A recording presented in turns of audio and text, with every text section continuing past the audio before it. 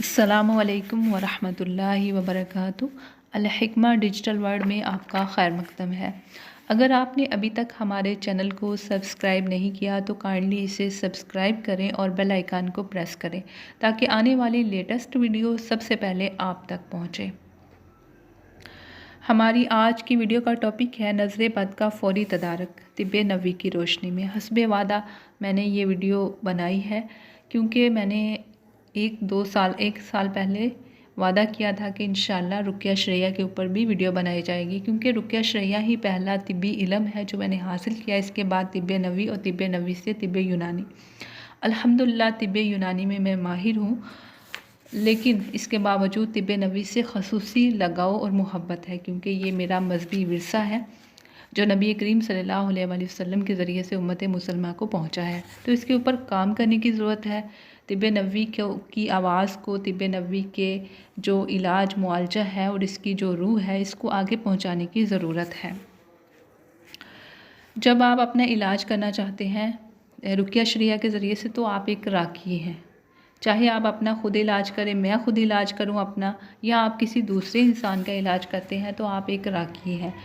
इस सिलसिले में जब मैंने शुरू में रुक़या शरैया सीखना स्टार्ट किया तो मुझे एक इमाम इब्न तैमिया का एक कौल बहुत मोटिवेट उसने मुझे किया और मेरे लिए एक रास्ता मुतय्यन किया। उनका कौल है अर राकी अशरई कल मुजाहिद फ़ी सबीलिल्लाह, कि राकी शरई जो है वो अल्लाह ताला के रास्ते में एक मुजाहिद की तरह है। तो हमें अपने आप को, अपनी पर्सनैलिटी को, अपने मामूलात को इस तरह से बिल्ड अप करना है कि हम इस रास्ते में जिहाद के काबिल हो सकें। और हमारा वास्ता एक ऐसे दुश्मन के साथ है जो हम देख नहीं सकते। और लोग समझते हैं रुक़या शरैया बहुत ही ज़्यादा आसान है, हालांकि ये आसान नहीं है, इसमें बहुत सारी मुश्किलात हैं। वो सिर्फ़ एक काबिल राकी ही समझ सकता है, क्योंकि उसने इल्म हासिल किया होता है, उसने तजर्बात किए होते हैं इलाज मुआलजे के दौरान, और उसने रिसर्च की होती है।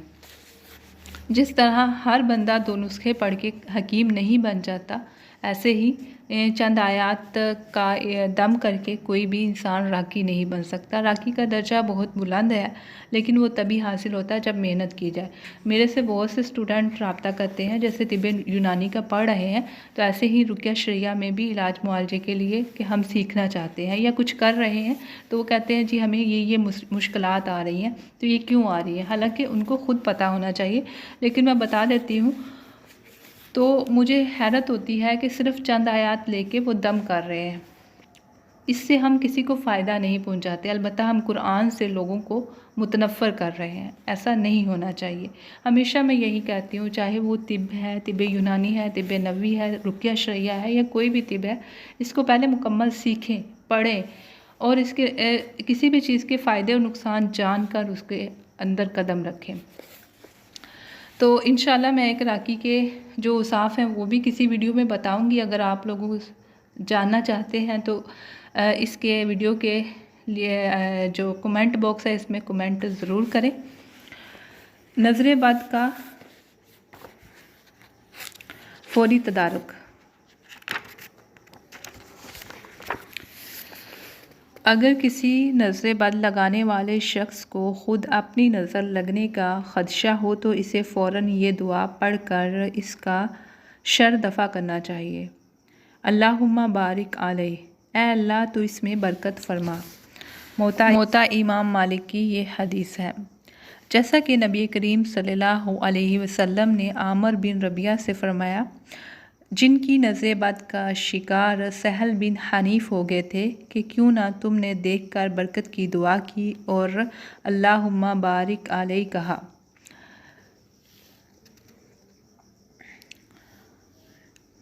इसी तरह नज़र बद का असर माशा अल्लाहु ला हौला वला कुव्वता इल्ला बिल्लाह से भी ख़त्म हो जाता है। हशाम बिन उर्वा से रवायत है कि वो अपने बाप उर्वा से रवायत करते हैं कि जब वो कोई ऐसी चीज़ देखते जो इनको भली लगती या अपने बागात में से किसी शादाब बाग में दाखिल होते तो पढ़ते माशा अल्लाहु ला हौला वला कुव्वता इल्ला बिल्लाह। शरह अस्सुन्ना लिल बग़वी। इसी तरह जिब्राईल से मनकूल वो दवा है जिससे इन्होंने नबी करीम सल्लल्लाहु अलैहि वसल्लम पर दम किया था, जिसे इमाम मुस्लिम ने अपनी सही में इन अल्फाज के साथ रवायत किया है। बिस्मिल्लाहि उर्क़ीक मिन कुल्ली शैइन युज़ीक मिन शर्रि कुल्ली नफ्सिन औ ऐनि हासिदिन अल्लाहु यशफ़ीक बिस्मिल्लाहि उर्क़ीक। इसका तर्जुमा है, अल्लाह के नाम से मैं तुझ पर दम करता हूँ, हर इस चीज़ से जो तुझे अज़ियत दे, और हर नज़र बद के शर और हासिल की नज़र बद से अल्लाह तुझे शिफ़ा अता फ़रमाए।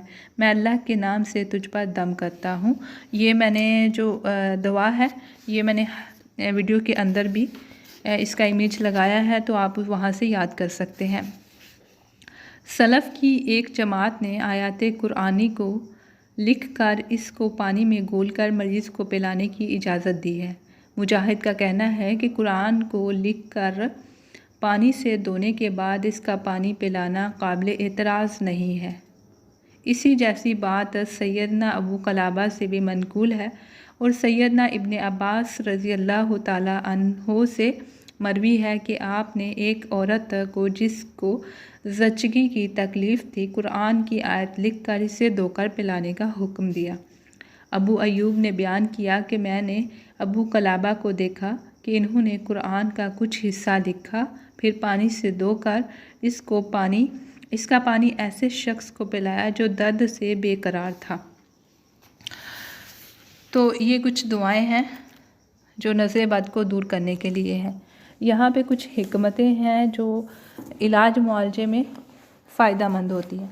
जैसे एक आम इंसान कुरान मजीद की बहुत सारी सूरतें पढ़ के किसी मरीज़ के ऊपर दम करता है और उसका असर नहीं होता। एक राकी है, उसने अपने आप को जो है वो पूरे ढांचे में रुकिया के ढांचे में डाला हुआ है और वो दम करता है सिर्फ चंद आयात से और मरीज़ ठीक हो जाता है।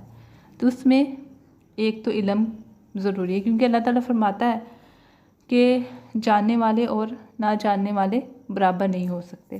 तो इसलिए ये एक ऐसा अमल है, बहुत से लोगों के बारे में